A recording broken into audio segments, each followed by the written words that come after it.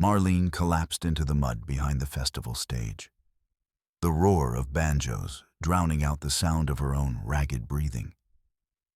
Her fingers clutched a stolen ledger, her knuckles split and bleeding from the brawl. But the physical pain was nothing compared to the sight of the man standing over her. It wasn't just the business partner who had stolen her life's work. It was the sheriff, the man she had trusted to uphold the law, now sneering as his brother held the legal papers for her eviction. "You're done, Marlene," he whispered over the rain.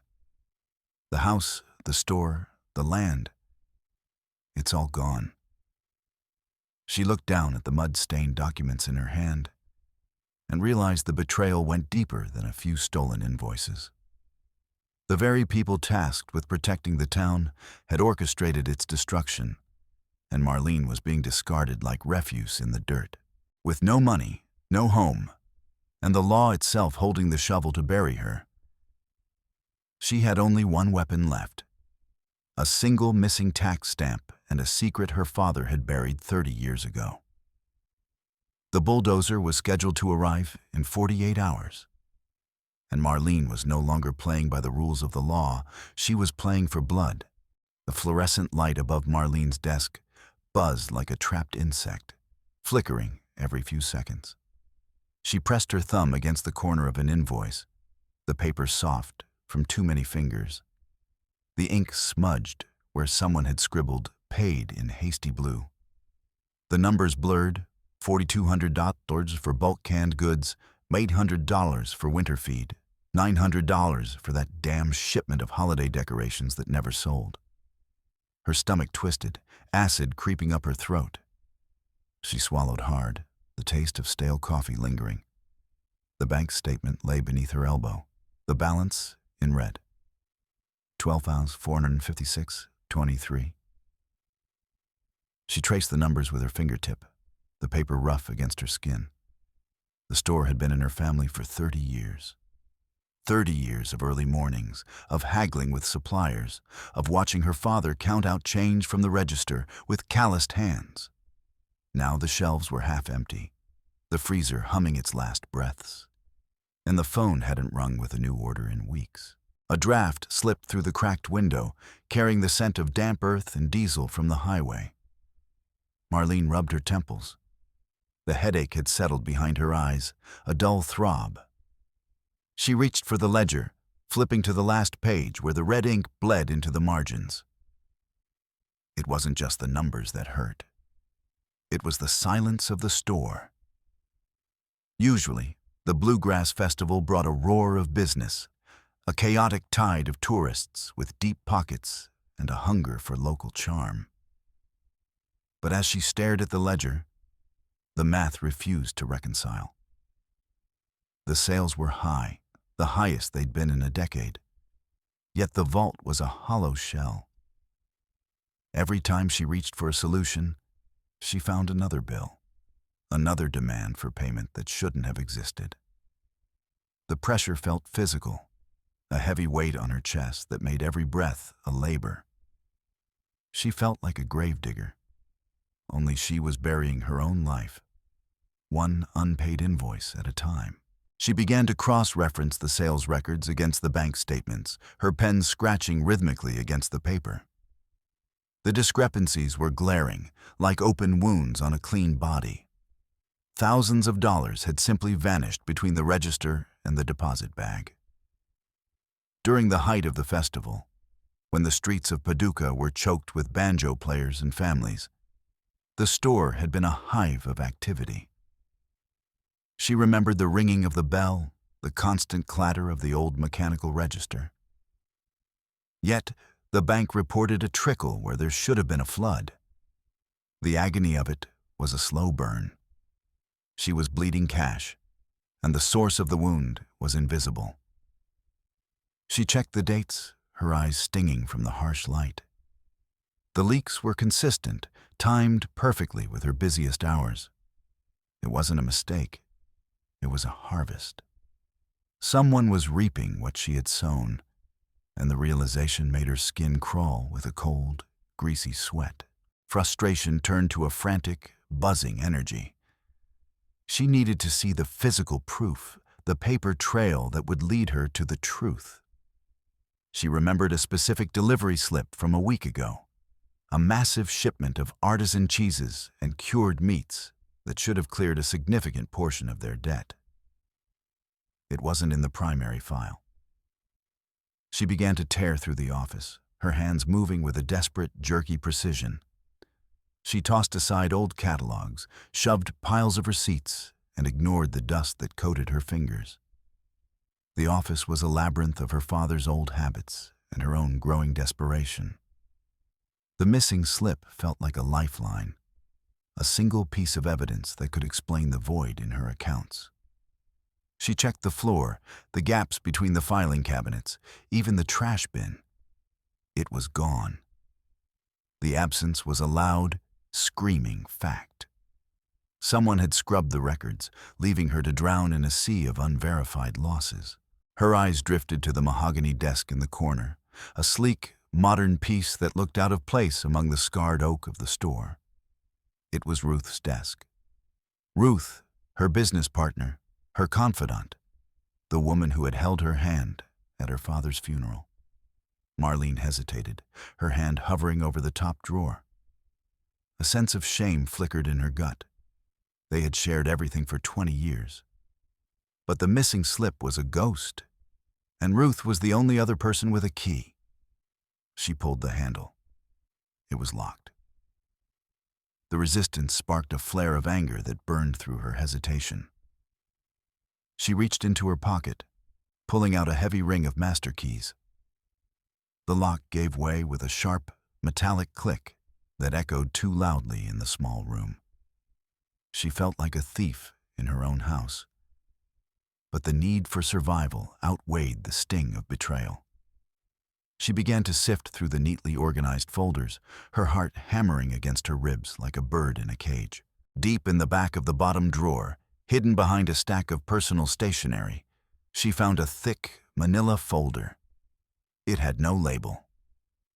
When she opened it, the first thing she saw was a signed lease agreement.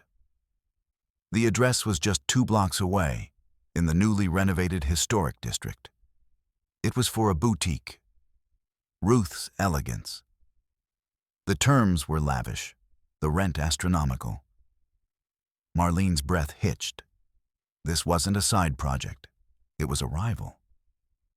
Ruth had been building a palace while Marlene was bailing water from a sinking ship. The dates on the lease coincided perfectly with the first of the major financial discrepancies. The betrayal was a physical blow, a cold blade sliding between her ribs. She stared at Ruth's elegant signature, the loops and swirls of the ink looking like a noose.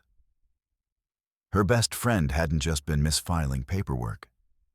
She had been drafting an exit strategy that left Marlene as the collateral damage.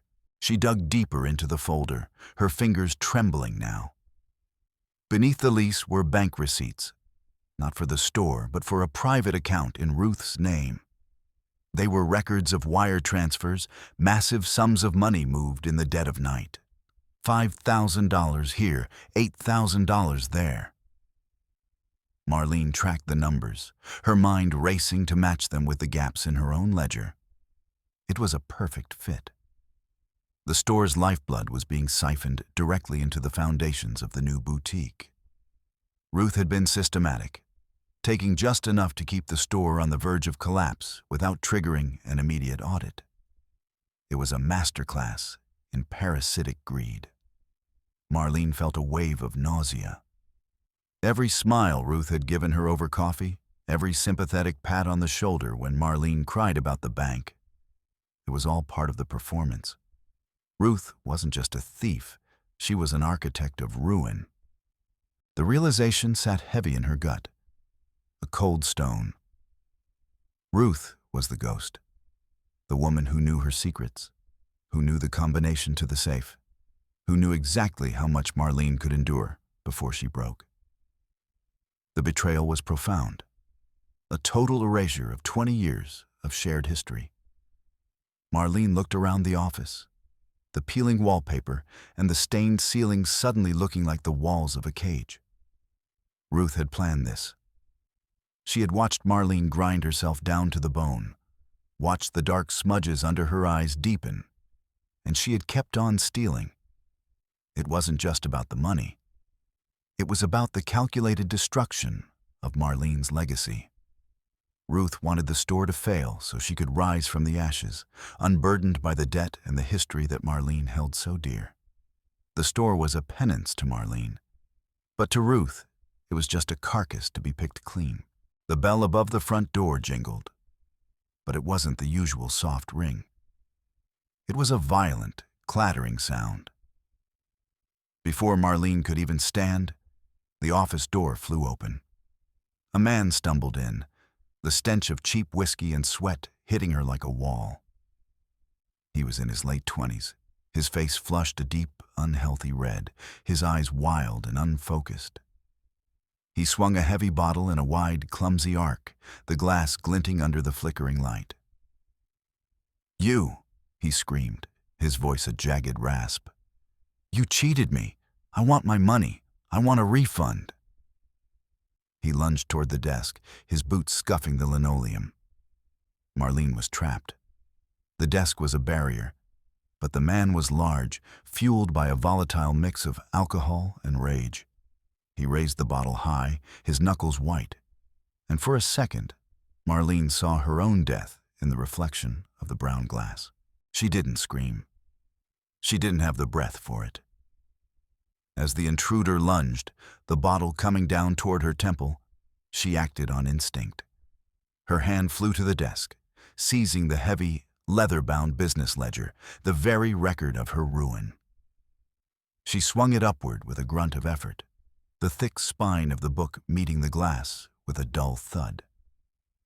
The bottle didn't break, but the force of the impact jarred the man's arm, sending the whiskey splashing across her invoices. He roared, a sound of pure animal frustration, and tried to grab her throat. Marlene ducked, her heart hammering a frantic rhythm. She shoved the desk forward, the metal legs screeching against the floor, pinning him for a split second.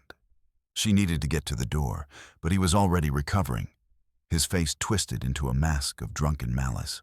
The man swung again, a wild haymaker that caught Marlene on the shoulder, spinning her back against the filing cabinet.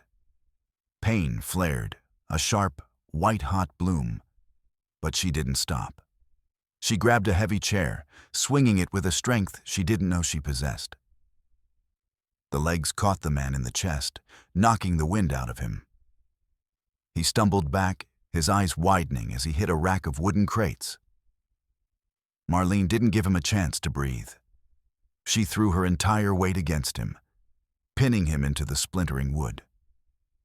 He fought like a trapped beast, his hands clawing at her arms, but she held fast, her jaw set, her breath coming in ragged, angry gasps. "Stay down," she growled, her voice a low, dangerous rumble. She held him there, the smell of his sour breath filling her lungs, until the sound of heavy boots echoed in the hallway. Sheriff Daniel Calloway burst into the room, his hand on his holster, his face a grim mask of authority. He took in the scene, the overturned chair, the spilled whiskey, and Marlene, her hair wild and her face flushed, pinning a man twice her size. "Marlene, let him go," he rumbled, his voice steadying the chaos. He stepped forward, his massive hands hauling the intruder upright and spinning him into the wall. The man groaned, the fight gone out of him as the handcuffs clicked shut. Daniel looked at Marlene, a flicker of something like respect crossing his mud-colored eyes. "You all right?" She nodded, her hands shaking as she wiped the sweat from her brow.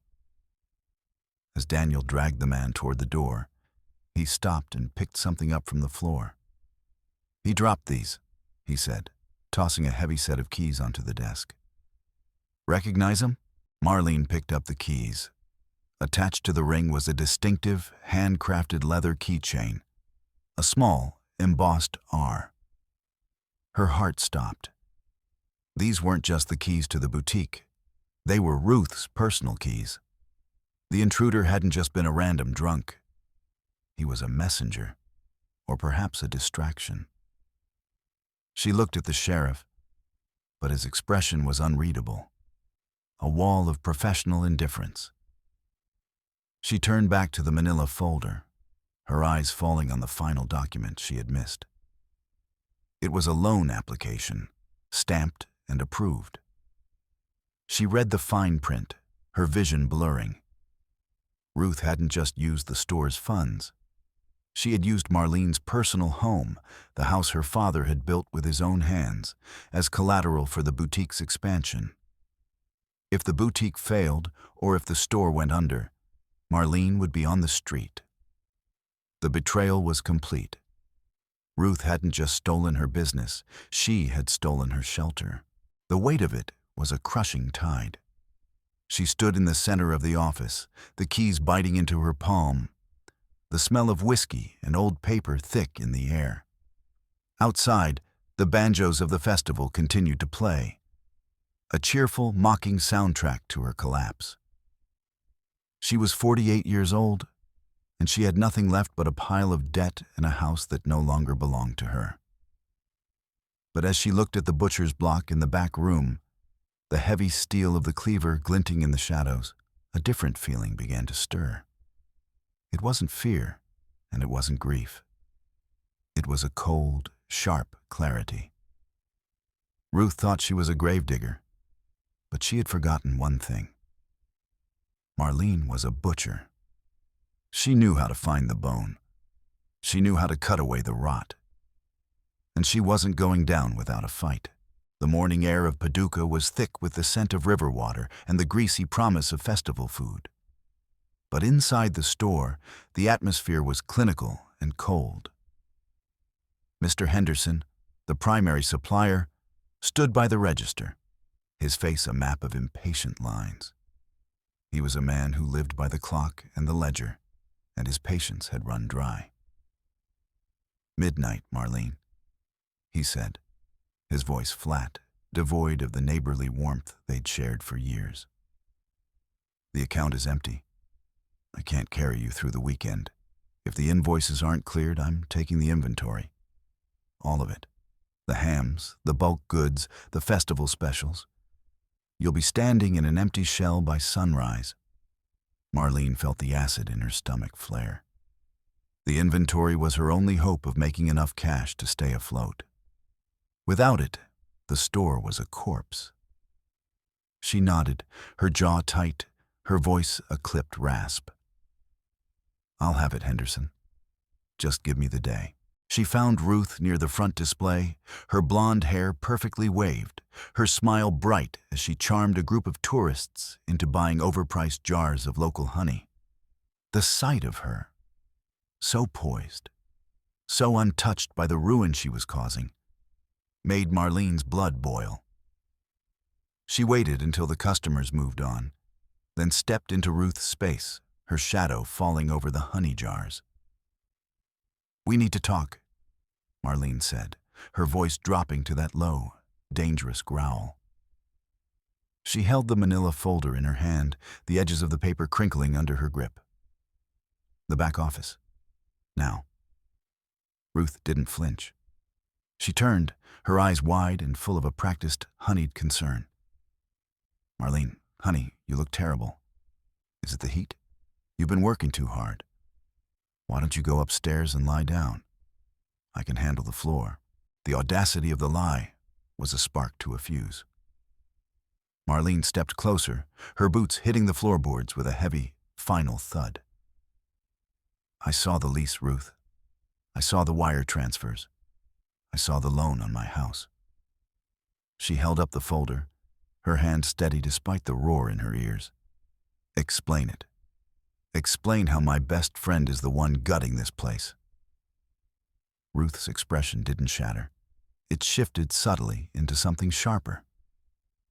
She didn't move toward the office. Instead, she stepped back, her voice rising, becoming thin and frantic. "Marlene, you're scaring me. You're talking nonsense. What lease? What money? Oh heavens, someone help. I think the heat has finally gotten to her. She turned to the crowd of tourists, her hands fluttering like trapped birds.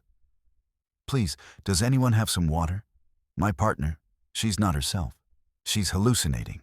The gaslighting was a masterclass in manipulation. The tourists stopped, their faces a mix of pity and alarm. Marlene felt the world tilt. She was standing there with the proof in her hands, but Ruth's performance was an impenetrable wall. I'm not hallucinating, you thief, Marlene shouted, her voice cracking. But to the outsiders, she was the one who looked unstable.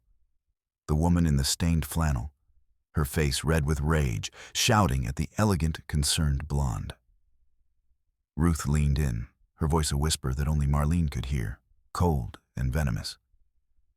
No one believes a crazy woman, Marlene. Give it up. Then, louder, for the crowd. It's okay, honey. We'll get you some help. Just breathe. Marlene felt a cold, hollow vacuum open in her chest. She was being erased in real time, her truth turned into a symptom of madness. Before she could respond, the lights flickered and died. A heavy, absolute darkness swallowed the store. The sudden silence of the refrigerators more jarring than any scream. The crowd gasped, a low murmur of confusion rising in the gloom. Marlene froze. The power lines. She knew the sound of a transformer blowing, and this wasn't it. This was a clean cut.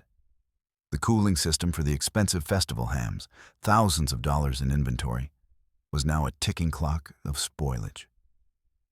Ruth was gone, her footsteps light and quick as she melted into the shadows. Marlene reached for the counter, her fingers finding the familiar wood. She didn't need light to find the basement. She had walked these floors since she was a child, but the darkness felt different now. It felt like a predator. She navigated the aisles by touch, her heart a drum against her ribs. The store was a labyrinth of sagging shelves and creaking floorboards, the air thick with the smell of dust and the rising heat. She reached the heavy metal door to the basement, the handle cold and slick with condensation. As she descended the stairs, the air turned damp and musty, the scent of mildew and old wood rising to meet her. She reached the breaker box, her fingers fumbling for the latch. She knew Ruth was behind this. It was a distraction, a way to keep her buried in the dark while the store's remaining assets rotted. She found the master switch, but it wouldn't budge. It had been jammed with a piece of heavy wire. A floorboard creaked behind her. It wasn't the slow, rhythmic groan of the building. It was the deliberate weight of a boot. Marlene spun around, her hand flying to the workbench, her fingers closing around a heavy, rusted meat hook. A flashlight beam cut through the dark, blinding her. A man stood there, a mountain of a man with a shaved head and eyes like small, beady stones. He didn't look like a thief. He looked like a professional. Marlene Hargrove? His voice was a low, gravelly rumble. Miss Ruth is worried about you. Said you were having a breakdown. I'm here to escort you off the premises. For your own safety, of course. He stepped forward, his massive hands reaching for her. Don't make this difficult, lady. Just come along quiet. Marlene didn't move. She held the hook low, her knuckles white. Ruth sent you, she asked, her voice a low growl. To escort me out of my own store? The man didn't answer. He lunged, his movement surprisingly quick for a man of his size. Marlene swung the hook, a desperate, whistling arc that caught the sleeve of his leather jacket, tearing the fabric with a sharp, jagged sound. He swore, a foul, guttural word, and grabbed her arm, his grip like a vice. They hit the dirt floor together, a tangle of limbs and sawdust. Marlene fought with a feral intensity, her boots kicking, her teeth bared. She was fighting for her father, for her home, for the 30 years of sweat she had poured into these floorboards. They rolled among the storage crates, the air thick with the smell of damp earth and the metallic tang of the meat hook. The thug was stronger, his weight pinning her down, his hands closing around her throat. Marlene's vision began to swim, the flickering light of his dropped flashlight dancing on the ceiling. She reached out, her fingers searching the sawdust, and found a heavy wooden crate. She slammed it against his head with a desperate grunt. He grunted, his grip loosening just enough for her to roll away. She scrambled to her feet, her breath coming in ragged, burning gasps. She saw the open door of the cold storage unit, the thick, insulated steel a gaping mouth in the dark. "Come on, then," she shouted, her voice a jagged rasp.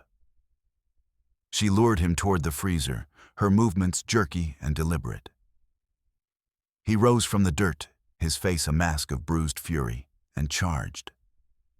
Marlene stepped aside at the last second, her boots sliding in the sawdust, and shoved him with every ounce of her strength.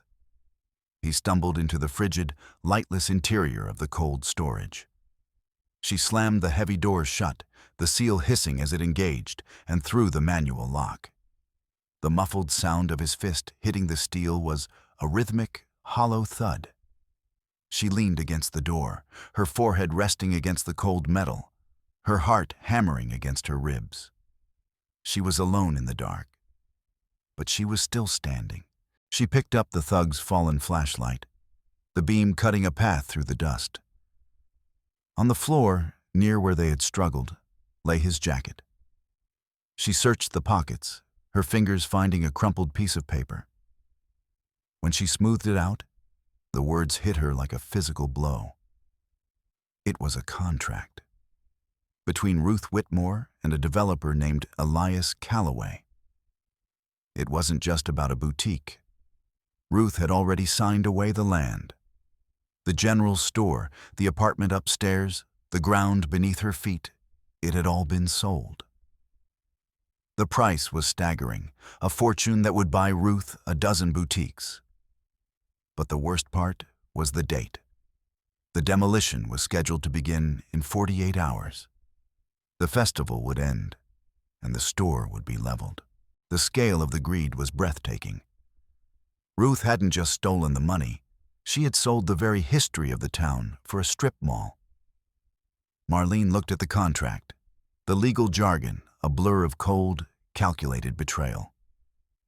The store was a landmark, a piece of Paducah's soul, and Ruth was treating it like a pile of scrap. Marlene felt a cold, hard resolve settle in her chest. She had 48 hours. 48 hours to stop the machines, to break the contract, and to save the only thing she had left.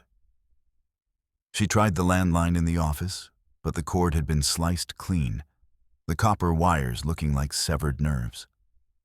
She was isolated, trapped in a dark store with a man in her freezer and a clock ticking down to her own erasure. But as she looked at the heavy steel of the freezer door, she knew one thing for certain. The butcher was just getting started. The drive to the bank felt like a funeral procession, even though the sun was high and the festival was in full swing. Marlene sat in the small, glass-walled office of the branch manager, her hands folded in her lap to hide their shaking. "All of it," she said, her voice a flat, dead thing. "The entire retirement account. Close it out." The manager, a man who had known her father, looked at her with a mix of pity and professional concern. "Marlene, that's 30 years of savings. If you do this, you have no safety net. None." She didn't blink. "I don't have a safety net now, George. I have a debt." When she walked out, she was carrying a cashier's check that represented every hour of overtime, every missed vacation, every cent she had ever put away for the future. She handed it to Mr. Henderson in the store's parking lot. He took it without a word, his expression softening just a fraction. The inventory was safe, but Marlene was now a woman with nothing but the clothes on her back and a burning, singular purpose. She retreated to the store's archives, a cramped, dusty space beneath the stairs where the original partnership agreements were kept. She dug through the yellowed folders, her fingers stained with the ink of the past. She needed a loophole, a crack in the foundation Ruth had built. She found it on page 12 of the 1994 agreement. Any transfer of land or dissolution of physical assets requires a formal dissolution of partnership, signed by both primary parties prior to the filing of any deed. The sale to Elias Calloway was a phantom. Without Marlene's signature on a dissolution paper, the deed was a worthless piece of paper. A flicker of hope, sharp and cold, sparked in her chest. She sat at her father's old typewriter and began to hunt and peck, the rhythmic clack, clack, clack of the keys sounding like a drumbeat of war. She drafted the dissolution, a single page that would effectively void the sale and return full control of the land to the surviving partner, her. But she needed Ruth's signature, and she knew Ruth wouldn't give it willingly. She tucked the paper into her belt, beneath her flannel shirt, and headed toward the riverfront. The Bluegrass Festival was at its peak, a roar of banjos and the smell of wood smoke filling the air. She moved through the crowds like a ghost, her face a mask of grim determination. She spotted the VIP tent, a sprawling white canvas structure that looked like a palace among the dirt and the dust. Through the rolled-up sides, she saw Ruth. She was wearing a silk dress the color of a summer sky, laughing with a group of men in expensive suits. Investors. The vultures waiting to pick over the store's remains. Marlene didn't hesitate. She stepped onto the plush carpet of the tent, the cool, air-conditioned breeze hitting her like a slap. "Ruth!" she shouted, her voice cutting through the polite murmur of the crowd. The investors turned, their faces a mix of confusion and distaste. Ruth froze, her champagne glass pausing halfway to her lips. "Marlene," she said, her voice a honeyed warning. "This isn't the place." Marlene stepped forward, her boots leaving dusty tracks on the dark blue carpet. "I think it's the perfect place. I want everyone to know what you've done. The forged documents, the wire transfers, the sale of land you don't own." She pulled the dissolution paper from her belt. "Sign it, Ruth. Sign it, and we can end this before the sheriff gets involved." Ruth didn't panic. She smiled, a small, sad movement of her lips. "Oh, Marlene. I told you, everyone. She's been having these episodes. The stress of the store, it's been too much." She turned to a man at her side, Elias Calloway, the developer. He was tall, lean, with eyes like cold blue glass. "Elias, perhaps you should call your brother. She's becoming a danger to herself." Ruth turned to flee, her silk skirts rustling as she headed toward the back of the tent. Marlene lunged, her hand catching Ruth's arm. They grappled for a second, a mess of silk and flannel, before Ruth broke free and bolted into the muddy trail behind the stage. Marlene followed, her heart a hammer, the roar of the banjos drowning out the sound of her own ragged breath. The trail was a bog of thick, black mud and discarded festival debris. Marlene caught Ruth near a stack of rusted barrels, her hand seizing the back of the silk dress. They hit the ground together, a visceral, ugly scrap of nails and grit. Ruth fought with a desperate, animal intensity, her manicured nails clawing at Marlene's face, her screams lost in the thunder of the performance. "You're ruining everything," Ruth shrieked, her face splattered with mud, the mask of elegance finally shattered. "I worked for this. I earned this." Marlene didn't answer. She pinned Ruth's wrists to the ground, her weight a crushing force. She reached for Ruth's bag, which had fallen in the muck, and snatched the small, leather-bound ledger Ruth always carried. She kicked it away, out of Ruth's reach, and held the dissolution paper in front of her face. "Sign it," A heavy hand fell on Marlene's shoulder, wrenching her back. She was hauled upright, her boots sliding in the mud. Sheriff Daniel Calloway stood there, his face a grim mask of authority, his deputies flanking him. He didn't look at Ruth, who was sobbing in the dirt, her silk dress ruined. He looked at Marlene. "That's enough, Marlene," he rumbled. He spun her around, the handcuffs clicking shut with a finality that made her blood run cold. He reached into her belt and confiscated the dissolution papers, his eyes flicking over the text before he folded them and tucked them into his own pocket. "You're under arrest for assault and trespassing," he said, his voice devoid of any neighborly warmth. The world tilted. "Assault? She stole from me, Daniel. She's selling the store," Marlene shouted, her voice a jagged rasp. She looked at Elias Calloway, who was standing behind his brother, a small, triumphant smile on his lips.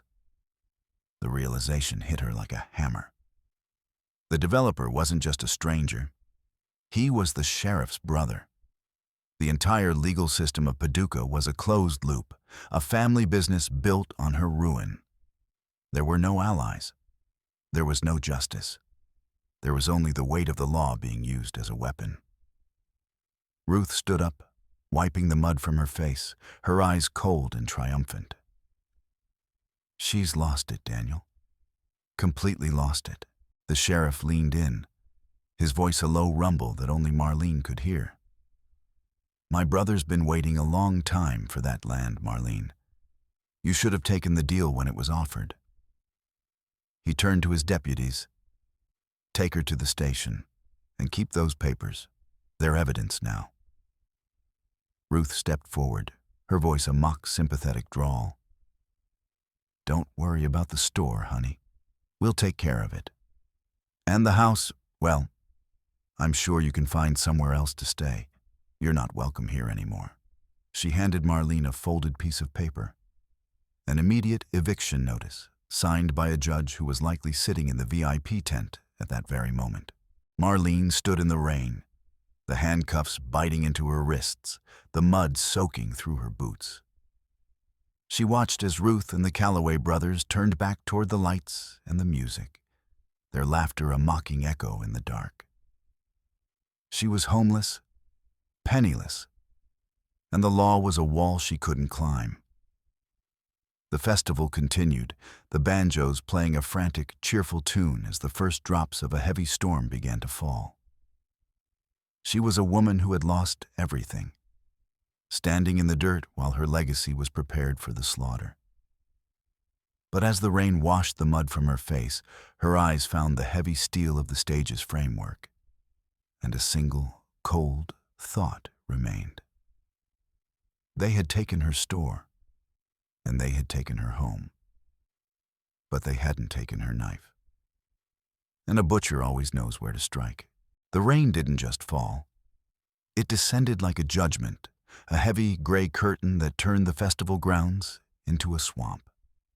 Marlene sat in the dirt outside the gates, the water soaking through her flannel until it felt like a lead shroud. Her remaining outdoor stock, pallets of soda and bags of grain she'd hoped to sell for a few dollars of gas money, were being ruined in real time, the cardboard boxes turning to mush.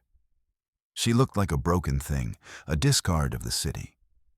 But her mind was a whirring machine of logic and desperation.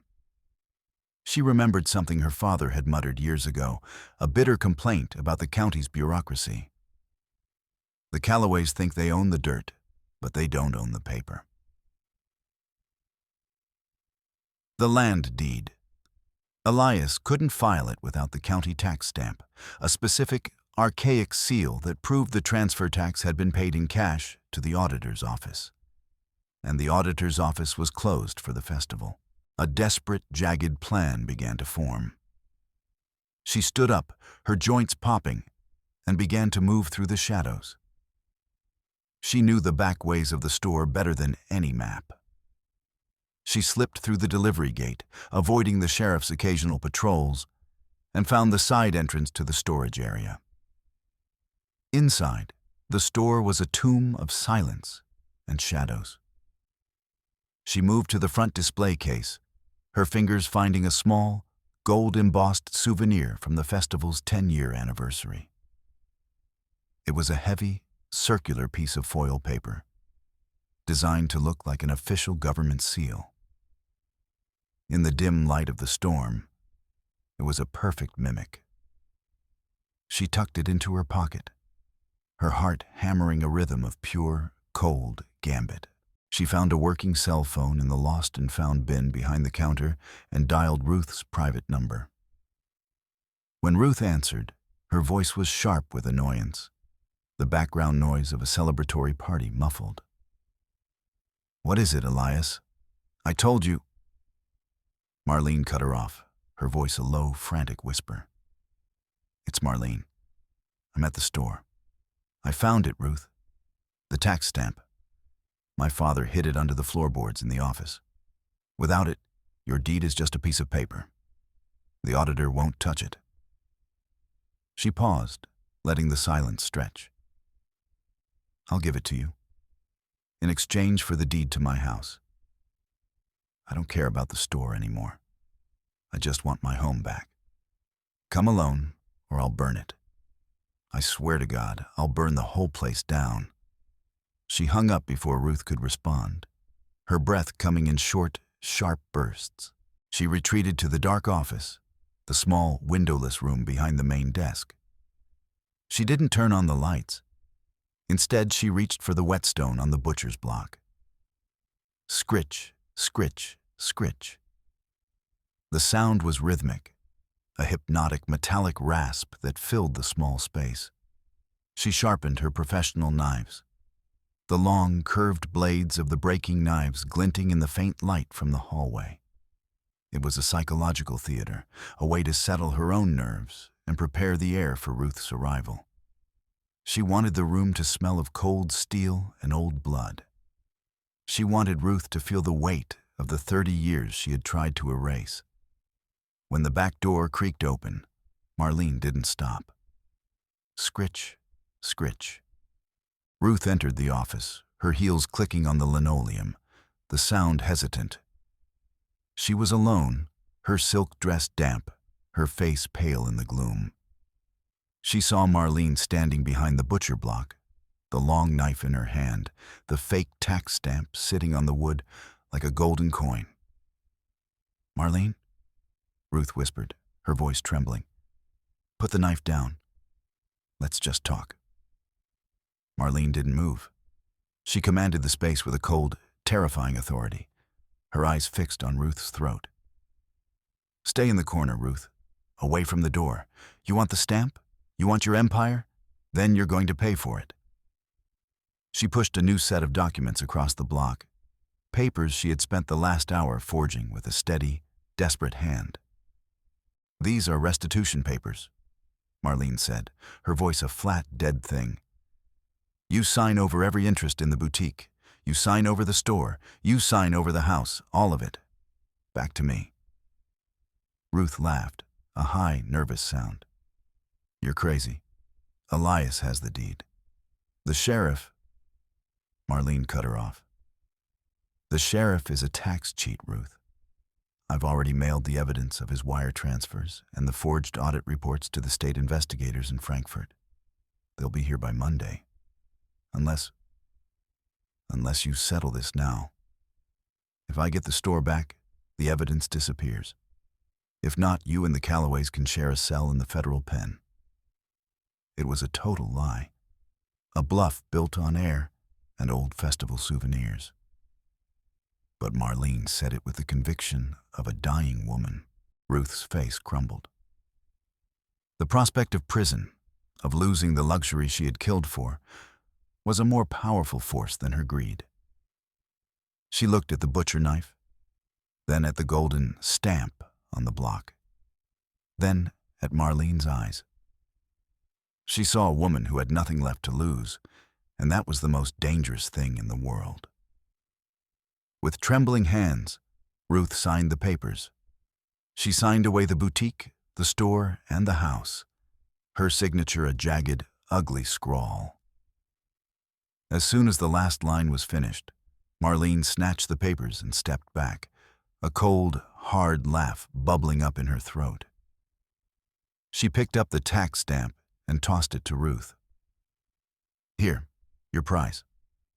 Ruth caught the foil paper, her eyes widening as she realized it was nothing but a cheap souvenir.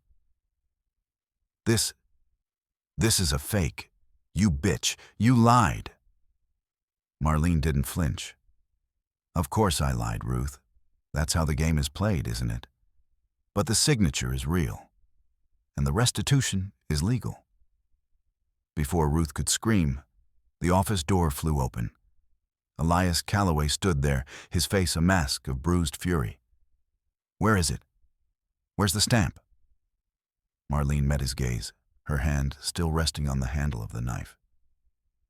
"There is no stamp, Elias, and there is no deal. I have the restitution papers, and I have the evidence of your brother's contributions to the festival fund. You can leave Paducah tonight, or you can wait for the state police to arrive. Your choice." Elias looked at Ruth, then at the knife, then at the cold, unyielding wall that was Marlene Hargrove. He was a man of business, and he knew when a venture had turned toxic. He turned and walked out, his silence a final betrayal of the woman who had thought she was his partner. Ruth followed him, her screams of rage fading into the roar of the storm. Marlene stood on the porch of the general store as the sun began to rise, the gray light of morning washing over the empty streets. The store was saved, and her home was hers again. But the silence was absolute. The friendship was ash. Her bank account was a hollow shell, and the weight of the rebuilding felt like a mountain she had to climb alone. She turned the key in the lock, the heavy brass clicking with a sound of liberation. She was alone, but she was the butcher, and the legacy was hers.